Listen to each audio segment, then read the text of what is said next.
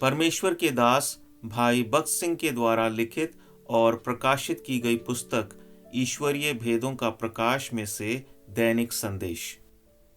18 मई। और वह आग हर एक का काम परखेगी कि कैसा है, स्थिर रहेगा वह मजदूरी पाएगा। पहला कुरिन्थियों 3 अध्याय और उसका 13 और 14 वचन। परमेश्वर के सेवक या लोग होने के नाते हमें सदैव यह याद रखना चाहिए कि परमेश्वर की सेवा के रूप में हम जो करते हैं वह सदा काल तक बना रहे, ऐसा होना चाहिए, क्योंकि हमारे हर एक काम की परमेश्वर द्वारा परीक्षा और परख होगी। हम चाहे किसी कार्य को अच्छा और परमेश्वर के लिए स्वीकार योग्य माने, परंतु अंत में जब परमेश्वर उसकी परीक्षा करेगा तब उस कार्य को परमेश्वर की परीक्षा में योग्य ठहरना चाहिए। एक इंजीनियर जिस तरह बड़ी बड़ी इमारतें बनाने के लिए सोच समझकर योजना बनाते हैं, उनके समान हमें भी होना चाहिए। इमारत के ऊपर कौन कौन से खतरे आने की संभावना है या इमारत के किसी भी भाग पर कितना भारी दबाव आ सकता है, उसका विचार पहले से किया जाता है। उसके अनुसार हिसाब करके ही वे उस इमारत को बनाने की योजना को अंतिम स्वरूप देते हैं। लंदन शहर में थेम्स नदी पर बना हुआ प्रसिद्ध वाटरलू पुल की बात मुझे याद आती है।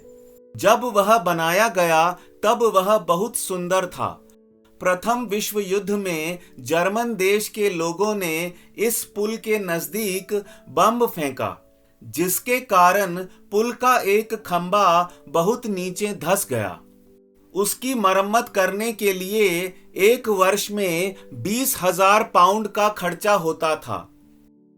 उस खंबे में खामी होने के कारण बम का धमाका वह सह नहीं सका। पुल बनाने के समय में हर एक खंबे को और उसमें उपयोग किए हुए लकड़ी के खंभों को बहुत चौकसी से नापा गया था, परंतु जब यह एक खंभा धंसने लगा तब मालूम पड़ा कि उसमें उपयोग किए गए लकड़े के खंभों में से एक का घेरा 1/4 इंच कम था। बनाने के समय यह भूल नजर से हट गई।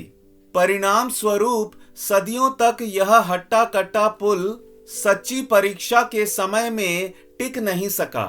परमेश्वर के कार्य में यह बात सच्ची ठहरती है। कई वर्षों तक काम में आशीष तो दिखाई देती है, परंतु जब परमेश्वर की सच्ची परीक्षा आएगी तब क्या होगा? परमेश्वर हमारे कामों को अपने अनंत काल के लक्ष्य के अनुसार जांचता है। प्रभु आपको बहुतायत से आशीष दे।